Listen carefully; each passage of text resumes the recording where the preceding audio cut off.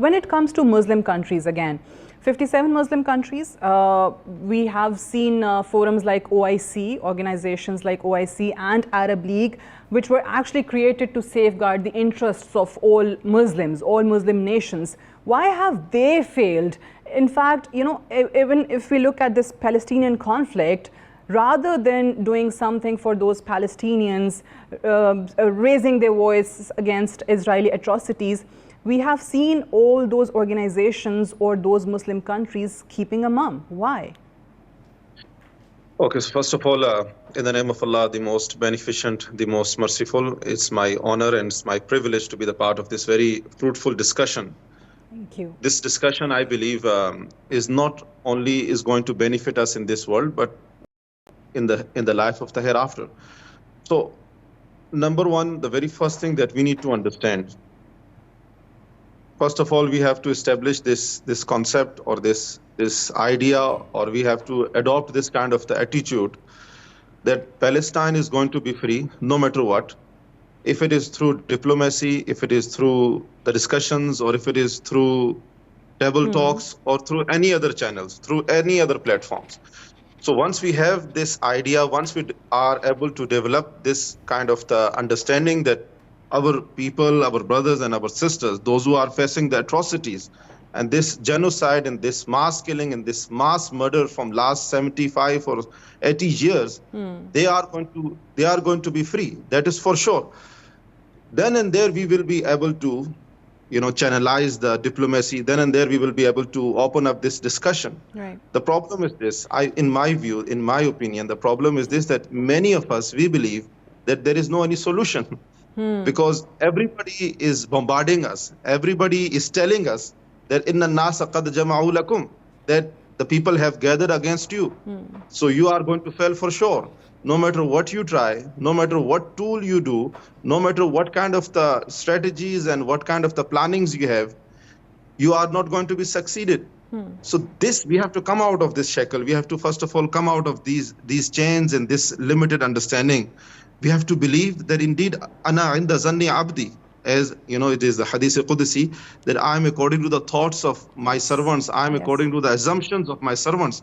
We have to have this hope, first of all, that it's going to be successful. We just have to take this courage. We must have that courage to initiate the talks, to initiate the discussions. And then you will see Allah will change our situation. And Allah himself said in the Holy Quran, Inna Allah la yughayyiru ma biqawmin hatta yughayyiru ma bi anfusihim.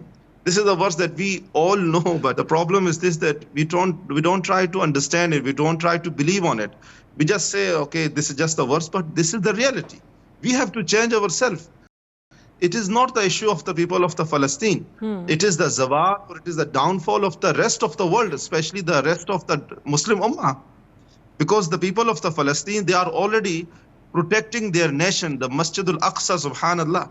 They are already registering their name among the successful ones.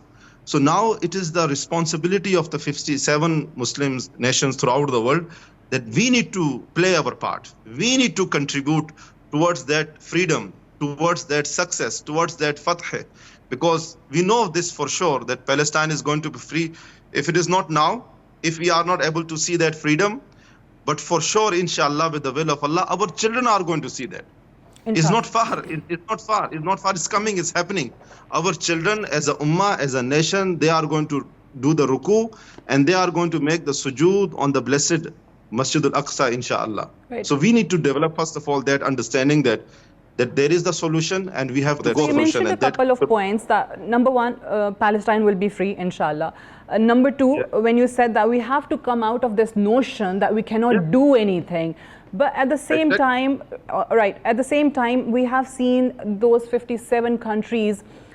Yes, they have given statements, but they have been mere statements. They haven't taken any practical steps. There is this one country, if we talk about Qatar, trying to make its diplomatic efforts. Again, there are a number of divisions within these Muslim countries. They haven't been able to present a united front when it comes to Palestine.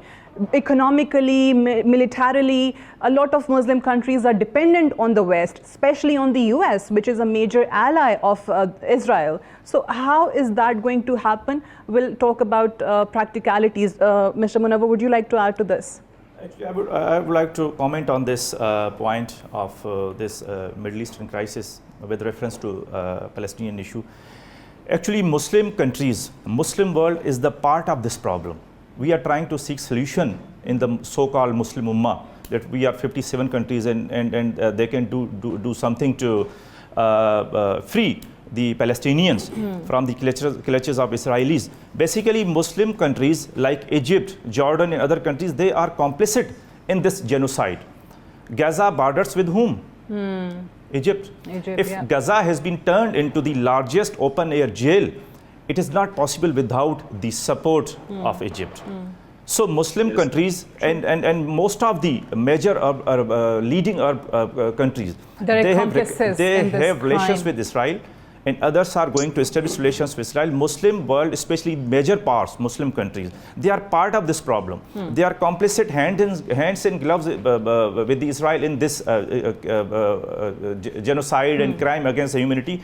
And second, we need to de-Islamize this Palestinian issue. We should not view it from the lens of religion, Islam, that our Muslim brothers. We need to project this issue as a humanitarian crisis.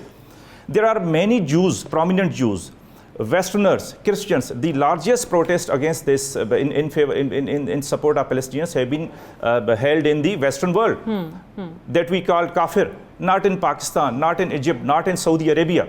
So those people, those Christians, those Jews, they view the issue from the lens of humanitarianism, from humanity, and we try to just project as Muslims are being killed, project it as a humanitarian crisis.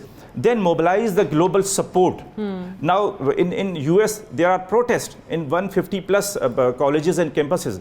The protesters are not Muslims. They are by faith, they are Christians and they are Jews speaking against the Israel